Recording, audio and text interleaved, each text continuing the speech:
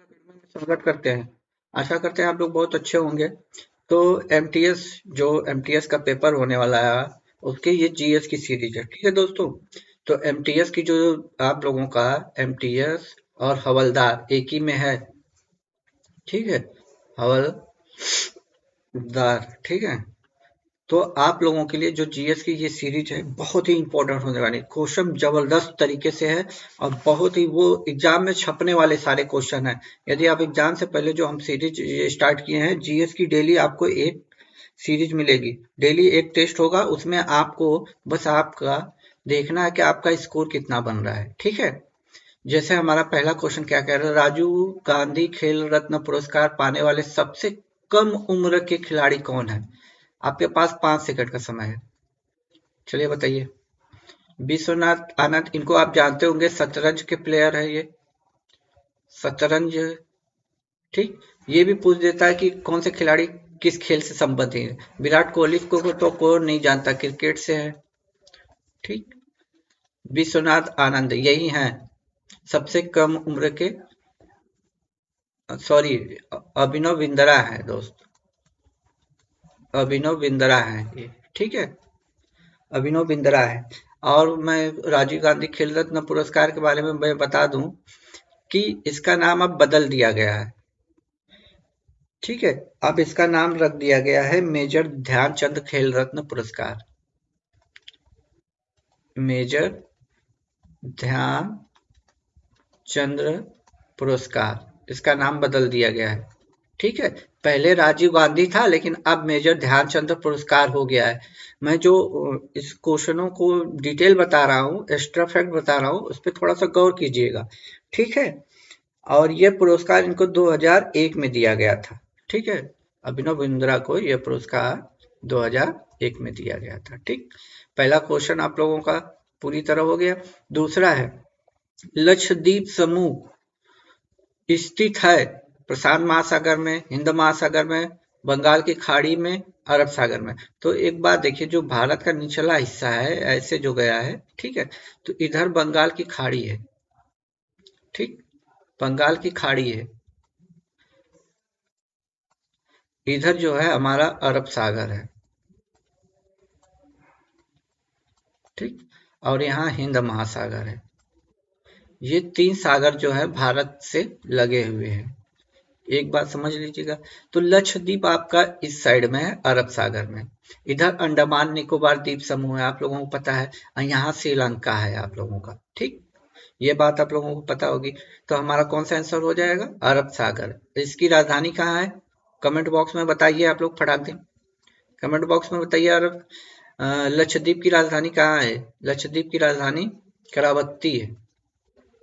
ठीक है, मैं लिख दे रहा हूँ, लक्षद्वीप की राजधानी पूछ लेता है करावत्ती। ठीक है, ये आपके लक्षद्वीप की राजधानी। लक्षद्वीप किस महाद्वीप में है? तो अरब सागर महाद्वीप में। ठीक, इसने गौर कीजिएगा। ठीक है दोस्तों, देखिए हमारा लठमार होली बहुत ही फेमस क्वेश्चन है, शायद ही कोई एग्जाम हो जिसमें ये ना पूछा गया हो। तो ये तो देखिए बहुत लोगों को पता होगा, ये यूपी का एक शहर है नंदगांव। ये जो मथुरा में एक नंदगांव है वहां है बरसाना। तो यूपी के तो हर एग्जाम में ये लगभग पूछा जा चुका है, ऐसे भी पूछा जाता है। ठीक है, तो ये इसमें नंदगांव के जो पुरुष लोग होते हैं और बरसाना की महिलाएं होती हैं। ठीक, तो ये लठमार होली एक फेस्टिवल है, होली के सीजन, क्योंकि अब होली आने वाला है तो होता है। ठीक, सत्य के साथ मेरे प्रयोग, माय एक्सपेरिमेंटल विथ ट्रूथ, आत्मकथा किसकी है? देखिए सारे क्वेश्चन एग्जाम में छपने वाले हैं, सब क्वेश्चन, आप किसी भी क्वेश्चन को नहीं कह सकते कि एग्जाम में नहीं आने वाले, एग्जाम में सब क्वेश्चन छपने वाले हैं। तो सत्य के साथ मेरा प्रयोग महात्मा गांधी के हैं। ठीक, बहुत ही फेमस पुस्तक है और लगभग हर एग्जाम में ये पूछी जा चुकी है। ठीक है, ऐसा आप नहीं बोल सकते कि नहीं ये छपी है। ठीक, आइए अपने नेक्स्ट क्वेश्चन पे चलते हैं।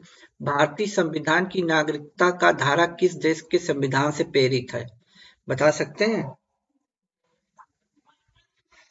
भारत में तो सबसे पहले एकल नागरिकता है, एक ही नागरिकता है। देखिए भारत में एकल नागरिकता है, अमेरिका जो है ना इसमें दोहरी नागरिकता है। दोहरी नागरिकता है। ठीक, जैसे यहाँ भारत कई राज्यों का समूह है, तो मान लीजिए यूपी है, इधर महाराष्ट्र है, तमिलनाडु, तो भारत की एक ही नागरिकता है। ऐसा नहीं कि आपका मान लीजिए यूपी का है तो यूपी की अलग नागरिकता है, इंडिया की अलग नागरिकता है, ऐसा नहीं है, एक ही नागरिकता है। लेकिन अमेरिका में दोहरी नागरिकता इसी को कहते हैं, जो उनका स्टेट है, स्टेट की भी नागरिकता है और प्लस जो उनकी कंट्री है अमेरिका, वहां पे है। तो एकल नागरिकता की धारा जो किस देश से है, तो ब्रिटेन के संविधान से ली गई है, यूके। ऑप्शन नंबर सी। देखिए ये एकदम मॉडल पेपर है, जो एग्जाम में जैसे बनते हैं वैसे क्वेश्चन पेपर है, इसलिए इसको लीड लगा के एकदम आराम से सुनते जाइए। भारत सरकार की युवा मामले और खेल मंत्रालय के वर्तमान कैबिनेट मंत्री कौन है, बताइए। नितिन गडकरी को तो आप जानते होंगे, ये सड़क एवं परिवहन मंत्री हैं। ठीक, ये अच्छे लीडर उनमें से माने जाते हैं। ठीक है, आपका option number D Anurag Thakur हाल में सुर्खियों में रहे हैं। अभी एक खिलाड़ियों ने, जो कुश्ती महासंघ की लड़कियां सब थी, उन्होंने काफी धरना प्रदर्शन दिया था, तो आप लोगों को याद होगा, उसमें इनके नाम काफी चर्चा में आए थे, जिन्होंने कुछ बोला नहीं और जो जिन पे आरोप लगे थे यौन उत्पीड़न का, उनको हटाया नहीं गया, तो उसमें इनका नाम आ गए थे। तो जो क्वेश्चन हाईलाइटेड होते हैं दोस्तों ना, वही पूछे जाते हैं। ठीक है, अब देखिए, भारत के न्यायालय में अदालतों का पदानुक्रम में शामिल सबसे सर्वोच्च पूछा है, सबसे सर्वोच्च पूछा है। देखिए पहले स्थान पे ग्राम पंचायत आता है। छोटे मोटे झगड़े जो होते हैं, वो आपके गांव घर में होता है, नाली उली को लेके कि झगड़े लड़ाई हो जाती है, तो आप पंचायत के पास जाते हो। फिर एक जिला पंचायत होता है। ठीक, फिर इससे एक आपका स्टेट में होता है हाई कोर्ट, जिसको हम उच्च न्यायालय बोलते हैं।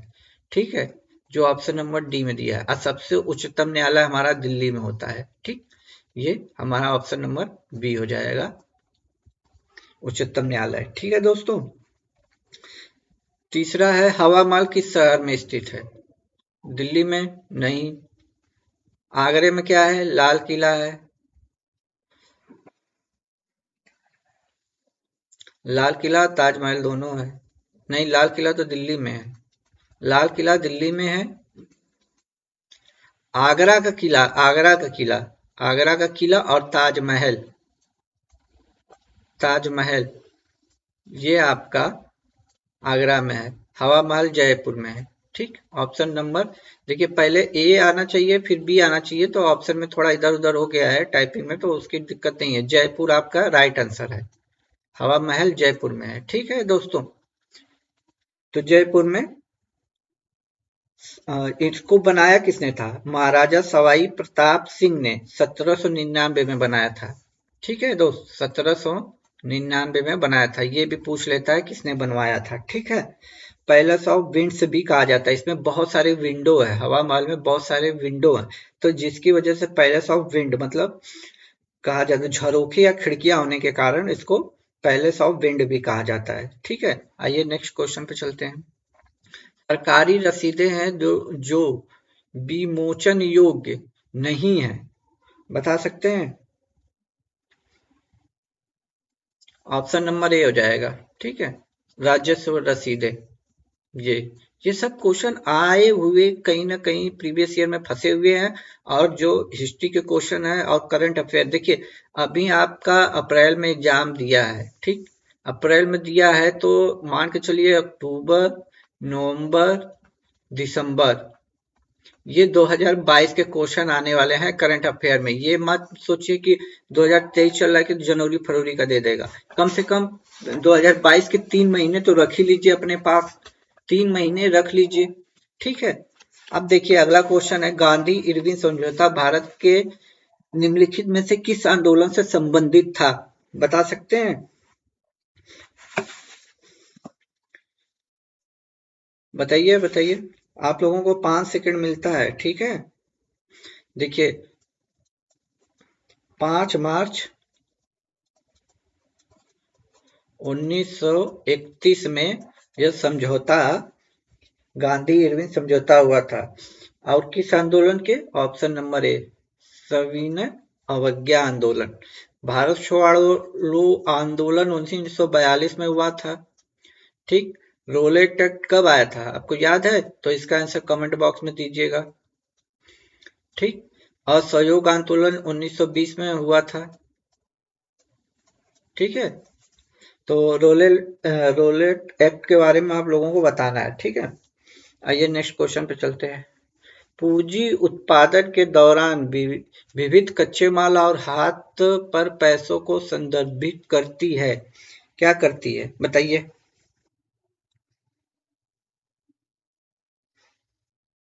बताइए बताइए।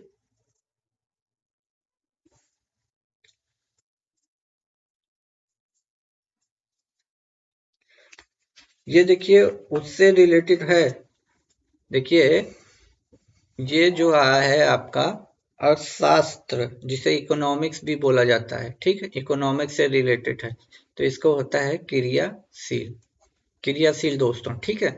फ्रांसीसी क्रांति के आदर्शों से प्रेरित थे। ये तो आप लोगों को अच्छे तरह याद होगा। टीपू सुल्तान। टीपू सुल्तान। ठीक। ये बहुत ही अच्छा क्वेश्चन है। ठीक है।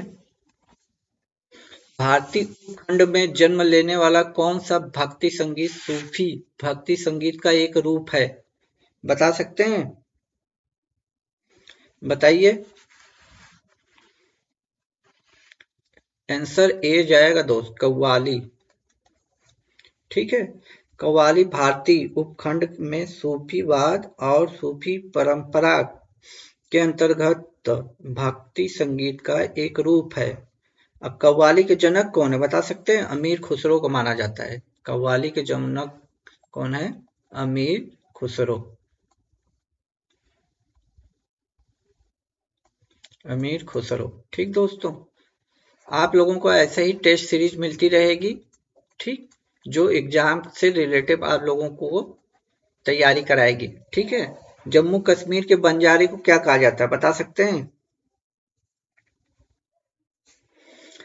जो बंजारे होते हैं, बंजारे टाइप के तो आप पहले मूवी में देखते होंगे। देखिए मुझे एक मूवी याद आ गई, धर्मवीर। धर्मवीर में बंजारे होते हैं ना, तो गुर्जर, बकरवाल, ये ऑप्शन आपका सही है। ठीक है। यही समुदाय के लोग हैं जो भेड़ बकरियों को चराते रहते हैं, बड़े बड़े झुंड रखते हैं। उन्हीं को बोला जाता है। ये भेड़ बकरियों जो जम्मू कश्मीर में भेड़ बकरियां पाली गई है ना, उसी से रिलेटिव है दोस्तों। ठीक है। ऐसा नहीं है कि आप लोग इसमें फंस जाइए। चलिए इस क्वेश्चन को करिए आप लोगों को। अब ये बताइए, संविधान सभा के मसौदा समिति के अध्यक्ष कौन थे? अंबेडकर जी थे? कौन थे बताइए? बी आर अम्बेडकर थे, राजेंद्र प्रसाद थे, जवाहरलाल नेहरू, मुंशी, बताइए। के मुंशी थे? कौन था? ऑप्शन नंबर ए जाएगा। ठीक। इसमें 7 सदस्य थे। ठीक है दोस्तों। मसौदा समिति के अध्यक्ष थे बी आर अम्बेडकर। बहुत ही बहुत ही ज्ञानी आदमी थे ये। संविधान इन्होंने जो बनाया है दोस्त, बहुत ही तगड़ा बनाया है कि आप कोई भी गलती संविधान में नहीं पकड़ पाएंगे। कोई गलती है ही नहीं तो पकड़ कहां से पाएंगे? अगला क्वेश्चन, भारत में स्वदेशी आंदोलन के दौरान स्वराज ध्वज किसने डिजाइन किया था? किसने डिजाइन किया था?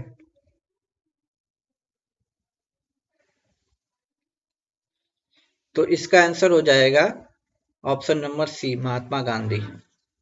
देखिए थोड़ा सा टाइपिंग एरर है, यहाँ गांधी में है और यहाँ किसने है, तो वो हो जाता है। उस पे आप टाइपिंग में मत जाइएगा। ठीक।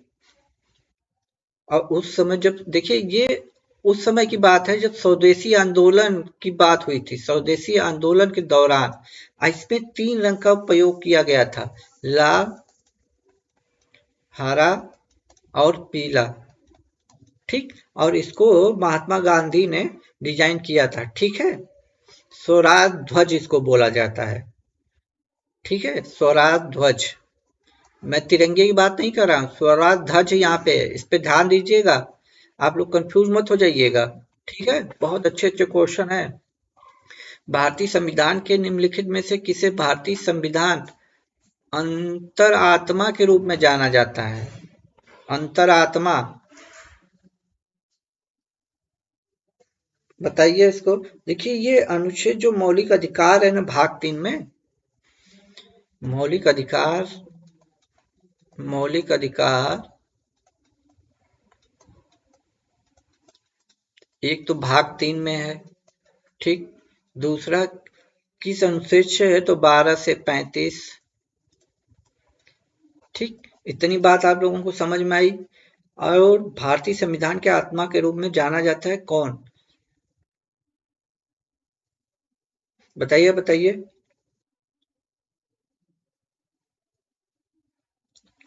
बता तो रहा हूं मौलिक अधिकार, आप समझ भी नहीं पाए, इतना डिटेल मैंने बता दिया। ठीक है, देखिए जब संविधान बना था तो उस समय मौलिक अधिकार कुल 6 मौलिक अधिकार प्रदान किए गए थे।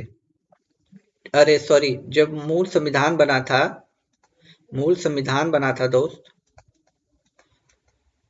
मूल संविधान बना था तो 7 मौलिक अधिकार दिए गए थे, लेकिन वर्तमान में 6 हैं। जो संपत्ति का अधिकार है इसको हटा दिया गया है। ठीक है, आइए आगे चलते हैं। किस राज्य में जनसंख्या घनत्व सबसे अधिक है? सबसे अधिक है, देखिए सबसे अधिक क्या पूछा है, घनत्व पूछा है। जनसंख्या पूछता तो आप यूपी लगा सकते थे, यूपी की जनसंख्या सबसे अधिक है, लेकिन घनत्व इसमें जोड़ा है, यानी ऑप्शन नंबर डी, बिहार की जनसंख्या घनत्व सबसे अधिक है, ऑप्शन नंबर डी जाएगा। इसके बाद आता है बंगाल, ठीक है, बिहार के बाद बंगाल आता है। ठीक है दोस्त, आज सबसे ज्यादा जनसंख्या पूछे तो यूपी जा सकते हैं, लेकिन यहाँ पे घनत्व है। ठीक है, यहाँ पे घनत्व है, घनत्व का मतलब जहां भीड़ भाड़, मतलब जमीन कम हो, आदमी ज्यादा लोग रहते हो। विश्व विरासत स्थल में शामिल नहीं है, ये क्वेश्चन बताइए। देखिए इस समय जो है ना कुल 40 प्लेस हैं जो विश्व विरासत स्थल में शामिल है। ठीक है, जिसमें से 32 जो हैं सांस्कृतिक हैं और 7 आपके प्राकृतिक हैं जो नेचुरल कहे जाते हैं, और एक मिस्ट्रिक स्थल है। ठीक, टोटल 40 है। और पूछा क्या है कि कौन से नहीं है, नहीं वाला है, नहीं वाला चुनना है, तो आदमगढ़ हो जाएगा, आदमगढ़। ठीक, आगरा का किला है ही है, भीमबेटका भी है, अजंता की गुफाएं भी है, ये नहीं है, ऑप्शन नंबर डी। ठीक, आई बात समझ में। अब देखिए पूछा है पश्चिमी घाट की सबसे ऊंची चोटी कौन है, पश्चिमी घाट की सबसे ऊंची चोटी कौन सी है?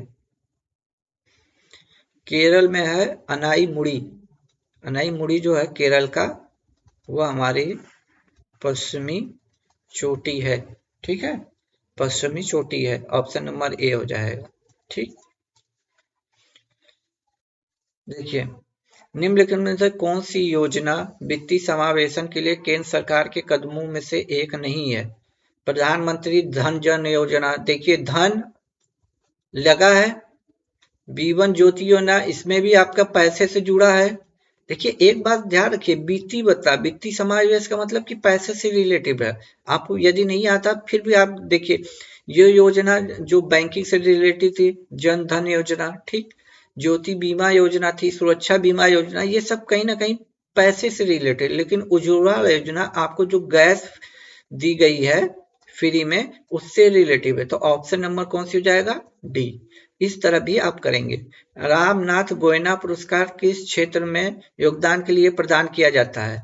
ये क्वेश्चन बहुत ज्यादा इंपॉर्टेंट है, लगभग हर एग्जाम में आता है, किसी न किसी रूप में इसको पूछ ही लेता है, बता सकते हैं? ऑप्शन नंबर सी हो जाएगा। ये पत्रकारिता के क्षेत्र में दी जाती है, पत्रकारिता के क्षेत्र में। ठीक है दोस्त, रामनाथ गोयना पुरस्कार याद रखिएगा। देखिए दोस्त ये आपका टेस्ट है, आप कितना क्वेश्चन कर रहे हो इसका पूरा कमेंट बॉक्स में आपको देना है कि आपका कितने आंसर सही हुए हैं। ठीक है, तो ये आपका क्विकली रिवीजन है। ठीक है, निम्नलिखित में इसमें से कौन सा संगठन विश्व विकास रिपोर्ट प्रस्तुत करता है? देखिए, ये करता है वर्ल्ड बैंक, जिसको हम हिंदी में विश्व बैंक भी बोलते हैं। ठीक, ऑप्शन नंबर बी। विकास रिपोर्ट कौन प्रस्तुत करता है? वर्ल्ड बैंक करता है। ठीक है, आगे क्या है?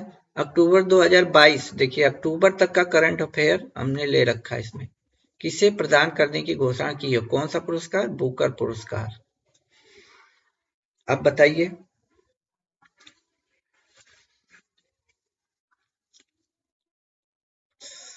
सेहान करुणा तिलक, ठीक, ये इनको दिया गया है 2022 का बुकर पुरस्कार। ठीक है दोस्तों, और किस बुक के लिए दिया गया है ये भी याद होना चाहिए आपको। इनको दिया गया है द सेवन, सेवन है, ठीक है दोस्त, moons of, moons of, moons of माली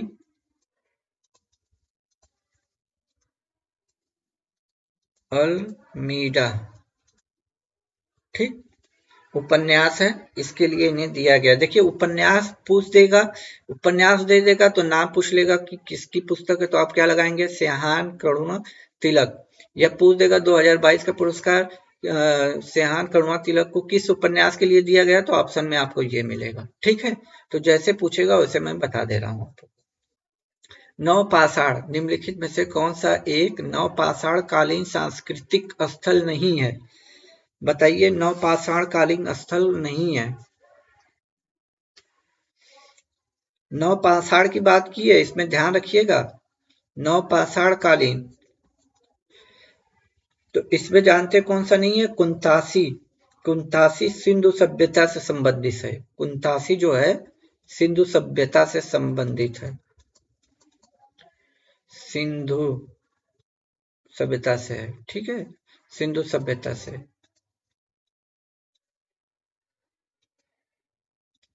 सिंधु सभ्यता से है। ठीक है दोस्तों, बाकी ये नवपाषाण कालीन सभ्यता से है। कोल्डियवा है, बुर्ज होम है, मेहरगढ़ है। ठीक है दोस्त, आइए आगे चलते हैं। एक क्वेश्चन नीचे था, बिकमिंग शीर्षक पुस्तक के लेखक कौन है? ये तो बहुत फेमस बुक रही है 2022 की, 22 में बहुत चर्चित पुस्तक रही। इसके option number C, Michelle Obama है इसके। ठीक है, एक बुक के क्वेश्चन देंगे। देखिए एकदम मॉडल पेपर मैंने तैयार किया है एकदम आप लोगों के लिए, एकदम बेहतरीन। देखिए एकदम एग्जाम रिलेटेड क्वेश्चन है, देख लीजिए आप।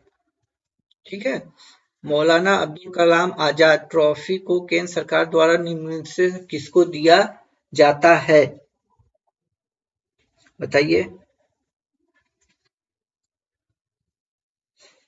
ऑप्शन नंबर ए जाएगा, क्या है? अंतर विश्वविद्यालय टूर्नामेंट में संग्रह रूप से शीर्षक प्रदर्शन करने वाले विश्वविद्यालय को दिया जाता है। ठीक, बहुत बढ़िया क्वेश्चन था। रजिया सुल्तान, सुल्तान रजिया, रजिया सुल्ताना होना चाहिए, कोई दिक्कत नहीं, आगे पीछे हो गया टाइपिंग में। रजिया सुल्ताना के पिता, यार सुल्तान रजिया, सुल्ताना रजिया, कोई बात नहीं, रजिया सुल्ताना वैसे नाम पढ़ा जाता है। सुल्ताना रजिया के पिता कौन थे? तो ये गुलाम वंश से रिलेटेड क्वेश्चन है। गुलाम वंश, इसके संस्थापक कुतुबुद्दीन ऐबक थे। ठीक, अब 1206 में इसकी स्थापना हुई थी, और इसके जो फादर थे इल्तुतमिश थे। ऑप्शन नंबर ए जाएगा। ठीक, ये गुलाम वंश से रिलेटेड थे। देखिए दोस्त, ये आपका एक क्विकली टेस्ट था, मैं देखना चाहता था आप लोग इसमें कितना सही करते हो। आपको बताना है कि जितने क्वेश्चन मैं करा रहा हूँ उनमें से कितने क्वेश्चन आपके सही हुए हैं, और ज्यादा से ज्यादा सही कीजिए। क्योंकि जीएस जो है दोस्त ना, या तो देखिए यही मैं पूछ दूं रजिया सुल्तान के पिता कौन थे, यदि आपको आता है तो 1 सेकंड लगा, टिक किया, आगे बढ़ गए, इसमें टाइम नहीं लगना है। तो जीएस बहुत बड़ा समुंदर है। देखिए एक इतना बड़ा समुंदर, एक बूंद यहाँ से उठा लिया, एक यहाँ से उठा लिया, एक यहाँ से उठा लिया, तो कौन सा जीएस कहाँ है? तो उसी हिसाब से मैंने एक सीरीज स्टार्ट कर दी है। अब डेली आपको ऐसे क्वेश्चन मिलेंगे जो एमटीएस में जिस टाइप के पेपर आते हैं, जैसे पूछे जाते हैं, उसी टाइप के क्वेश्चन आपको रिलेटेड मिलेंगे। तो यदि चैनल पर पहली बार विजिट कर रहे हैं तो अपने जीएस को टेस्ट देने के लिए और एग्जाम में अच्छे से पेपर को सॉल्व करने के लिए A2 अकेडमी को सब्सक्राइब कर लीजिए। जिस दिन सिलेक्शन हो जाएगा उस दिन अनसब्सक्राइब कर दीजिएगा यदि आपको लगता है। तो अपने फायदे के लिए जब तक आपका एग्जाम है उस दिन तक आप चैनल से जुड़ जाइए, क्योंकि इस पे मैथ की बहुत अच्छी क्लास हो रही है, जिससे बच्चे काफी जुड़े हुए हैं और उनका काफी अच्छा रिस्पॉन्स आता है। मैथ जो हो ना, बहुत शॉर्ट ट्रिक से और रीजनिंग, ये दोनों बहुत शॉर्ट ट्रिक से पढ़ाई जा रही है। और जीएस आपको डेली अब एक वीडियो मिलेगा जिसमें क्वेश्चन आपके एमटीएस से रिलेटेड क्वेश्चन होंगे। करंट अफेयर जो होंगे आपके, वो अक्टूबर से जुड़े होंगे, मतलब अक्टूबर 2022 से लेके अभी जनवरी खत्म हुआ है तो जनवरी तक के भी आएंगे, फिर फरवरी खत्म होगा फरवरी तक के आएंगे, क्योंकि फरवरी तक मान के चलिए आएंगे। उसके अक्टूबर में आप 4-6 महीने ले सकते हो, कहने को तो अगस्त तक का है, लेकिन क्योंकि अप्रैल में हो रहा है तो फिर आपका ऑनलाइन एग्जाम भी होना है, तो आप लोगों की तैयारी अच्छे से हो सके इसके लिए हम लोगों ने ये टेस्ट सीरीज स्टार्ट की है, जो आपके लिए बेहतर और बहुत ही ज़्यादा हेल्पफुल होगी। तो अपने दोस्तों में से शेयर भी कीजिएगा। आज के लिए 2 क्वेश्चन आपके लिए और है, ठीक है। ये तो अगला क्वेश्चन है, तृतीयक क्षेत्र कौन सा है? बताइए तृतीयक क्षेत्र कौन सा है? तृतीयक क्षेत्र बताइए कौन सा है? बताइए तृतीयक क्षेत्र कौन सा है? आप बता सकते हो तृतीयक क्षेत्र कौन सा है? पहले चैनल को तो आप लोग सब्सक्राइब कर लीजिए, ऐसे काम नहीं चलेगा। देखिए तृतीयक क्षेत्र का दूसरा नाम है सेवा क्षेत्र, ठीक। तो दूसरा नाम ही पूछा है सेवा क्षेत्र, ठीक। सेवा क्षेत्र, तृतीयक क्षेत्र में देखिए व्यापार होता है, होटल होता है, परिवहन होता है, संचार होता है, बैंकिंग, बीमा आदि आते हैं तृतीयक क्षेत्र में, ठीक है। नटराज की कांस्य की प्रतिमा किसके शासन काल के दौरान निर्मित की गई थी? ठीक है, ये जो नटराज की कांस्य की प्रतिमा है किसके शासनकाल के दौरान निर्मित की गई थी? तो चोल वंश के शासकों के काल में की गई थी, ठीक है। ऑप्शन नंबर आपका हो जाएगा ए, ठीक है दोस्तों। आइए अगले क्वेश्चन पे चलते हैं। रियतवाड़ी व्यवस्था निम्नलिखित में से किसके द्वारा शुरू की गई थी? अब बता सकते हैं? ये क्वेश्चन तो बहुत ही अच्छा है।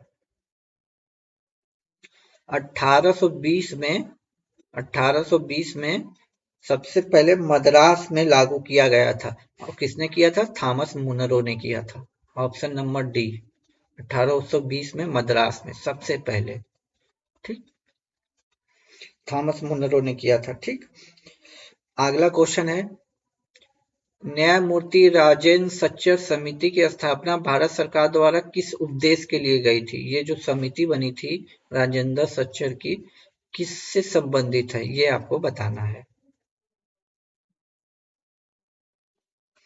ठीक है।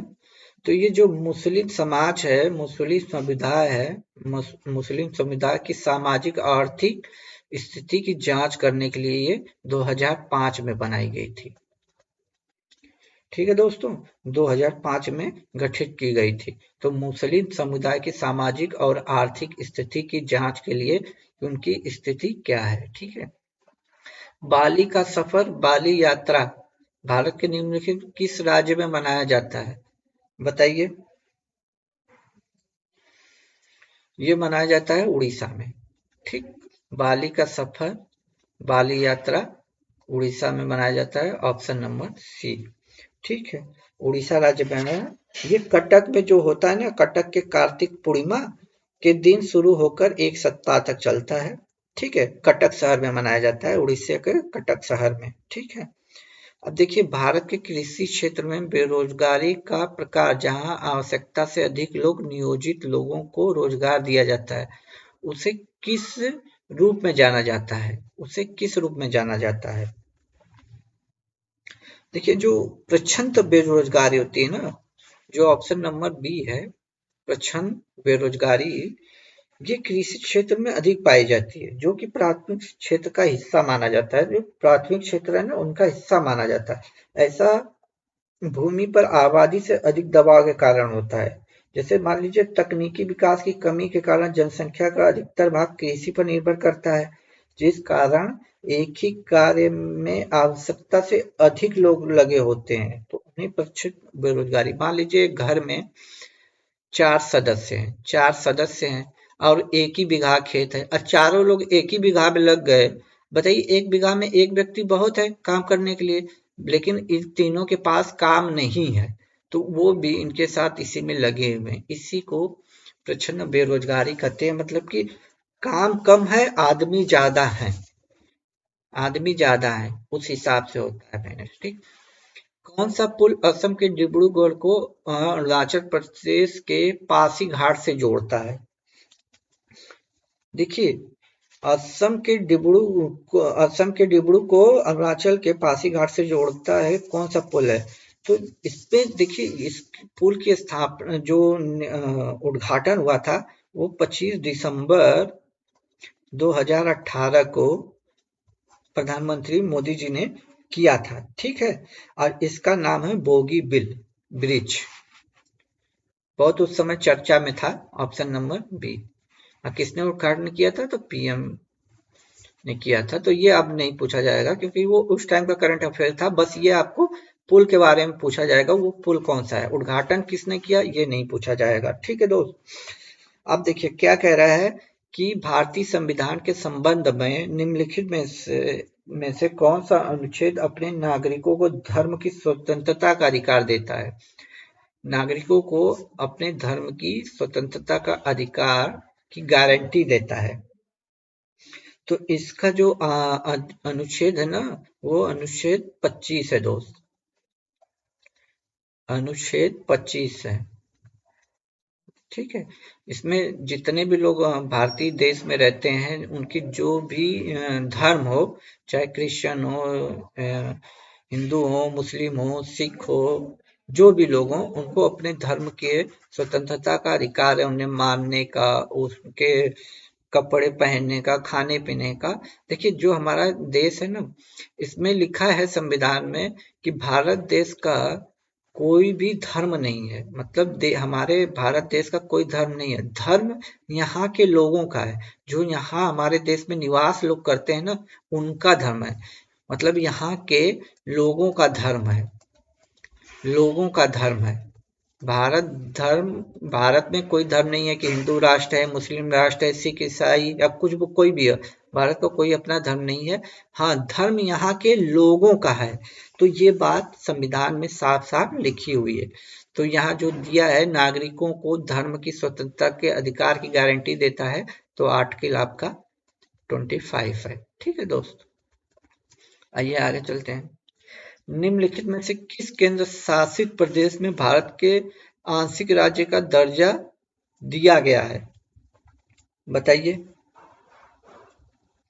ये है पांडुचेरी। आंशिक राज्य का दर्जा दिया गया है। देखिए, जब 1963 में केंद्र शासित प्रदेश पांडुचेरी को आंशिक राज्य का दर्जा प्रदान किया गया था, और 1954 में फ्रांसीसी शासन से स्वतंत्रता प्राप्त हुई थी।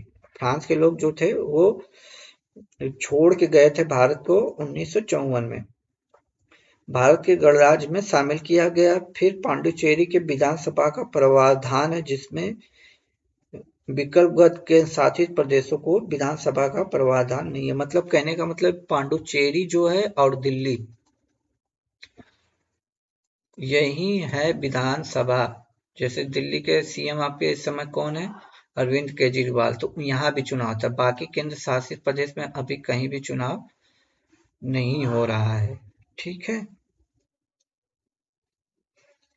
विधानसभा का प्रावधान नहीं किया गया है। ठीक है। अन्य में अब तो जम्मू कश्मीर में भी है, लद्दाख में नहीं चुनाव होगा, बस जम्मू कश्मीर में होगा। ठीक है। एक क्वेश्चन और, तो महात्मा गांधी राष्ट्रीय ग्रामीण रोजगार गारंटी अधिनियम के संदर्भ में निम्नलिखित में से कौन सा मनरेगा से रिलेटेड ये क्वेश्चन है? तो ये लोग तो क्वेश्चन आप लोग ने बहुत पढ़ा होगा। देखिए, सबसे पहले इसका पहला नाम था राष्ट्रीय ग्रामीण रोजगार गारंटी योजना, जो 2 फरवरी 2006 को स्टार्ट हुई थी। फिर 2 अक्टूबर 2009 को इसका नाम बदल के महात्मा गांधी, मतलब जो थे महात्मा गांधी राष्ट्रीय ग्रामीण रोजगार गारंटी योजना कर दी गई थी। ठीक है, इसमें कुल पूछा क्या आपसे, नहीं है, नहीं वाला बताना है। ठीक है, तो इसमें 100 दिन का रोजगार दिया जाता है, सही है। ग्रामीण विकास मंत्रालय द्वारा कार्यान्वित किया जाता है, ये भी सही है। काम के अधिकार के रूप में जाना जाता है, ये भी सही है। 2009 में शुरू है, यही गलत है, हमने बताया ना 2 फरवरी 2006 को शुरू की गई थी। ठीक है, ये बात समझ में आई। आइए नेक्स्ट क्वेश्चन पे चलते हैं। भारत के चुनाव के संदर्भ में वीवीपैट का पूरा नाम बताना है आपको, ये फुल फॉर्म बताना है आपको। ठीक है, इसका जो वीवीपैट, जब आप वोट करने जाते हो, वोटिंग मशीन से है, ये रिलेटेड है, तो इसका वो होता है voter verifiable paper audit trail. Option number A, देखिए मैं लिख दे रहा हूं, वोटर, इस साल इलेक्शन बहुत है दोस्तों, इस क्वेश्चन को आने की बहुत ज्यादा संभावना है। क्यों? क्योंकि ये क्वेश्चन पहले भी पूछा जाएगा। Verifiable paper audit audit trail. ठीक है दोस्त, ये है इसका फुल फॉर्म। बांदीपुर राष्ट्रीय उद्यान भारत के किस राज्य में स्थित है? ये आपका होमवर्क रहेगा, कि मैं बता दूं, इसे कर्नाटक में है। ठीक है, ऑप्शन नंबर बी कर्नाटक में ही है, कर्नाटक में पाया जाता है। ठीक है दोस्त, अब हम आपको एक क्वेश्चन दे रहे हैं, आपको बताना है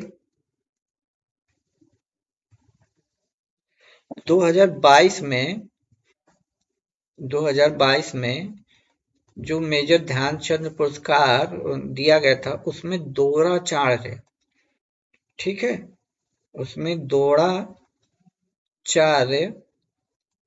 पुरस्कार कितने लोगों को दिया गया था? ये आपका होमवर्क है, पुरस्कार कितने लोगों को दिया गया था, द्रोणाचार्य पुरस्कार। ठीक है, 2022 में ही दिया गया, अभी 23 में नहीं दिया गया, 23 तो अभी स्टार्ट हुआ है। तो ये आपका होमवर्क है, देखिए कितना करते हो। तो 40-40 क्वेश्चनों का टेस्ट आज था, आपको बताना है इस 40 क्वेश्चन में कितने क्वेश्चन आपके सही हुए हैं। ठीक है, राइट आप क्वेश्चन कमेंट बॉक्स में कीजिए, देखें आपका कितना क्वेश्चन सही हुआ है। ये सुपर फास्ट सीरीज है हम लोगों की, सुपर फास्ट। ठीक, सुपर फास्ट, इसमें कोई बकवास नहीं, ओनली क्वेश्चन आएगा, आपको आंसर देना है, मैं उसका आंसर बताऊंगा, और ये एकदम मॉडल पेपर की तरह आप लोगों के लिए रहेगा, 40-40 क्वेश्चनों का। ठीक है, तो आज की क्लास आपको कैसी लगी जरूर कमेंट बॉक्स में कमेंट करके बताइएगा। तब तक के लिए खुश रहिए, मुस्कुराते रहिए। जय हिंद दोस्तों।